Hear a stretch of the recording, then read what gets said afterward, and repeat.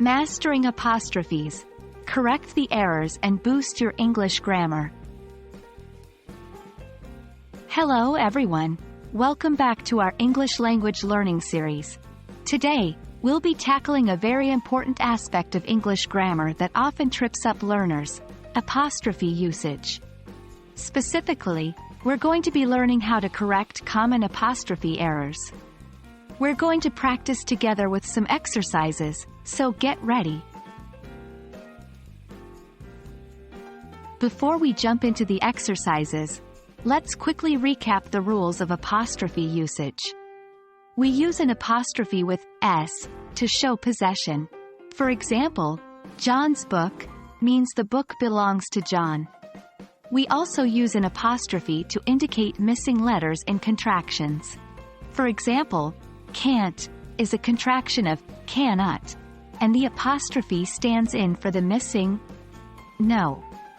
Plural nouns not ending in S also take an apostrophe and S to show possession. For example, children's toys means the toys belong to the children. However, plural nouns ending in S only need an apostrophe. For example, dog's bones means the bones belong to the dogs. Remember, apostrophes are never used to form plurals. That's a common mistake, but you can avoid it with practice. Now that we've revisited the basic rules, let's put our knowledge to the test with some exercises. Here, I'll provide you with sentences that contain apostrophe errors. Your task is to identify and correct these errors. 1. The dog's bone is in the yard. 2. Its fangs were sharp and menacing. 3. The women's hats were all stylish. 4. Where parents are out of town for the weekend.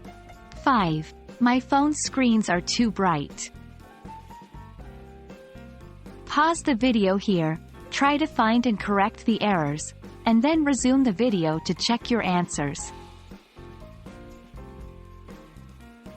Alright, let's go over the correct versions of those sentences. 1.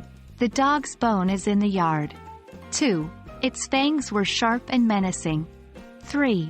The women's hats were all stylish. 4. Our parents are out of town for the weekend. 5. My phone's screen is too bright. How did you do? Don't worry if you made mistakes. It's all part of the learning process.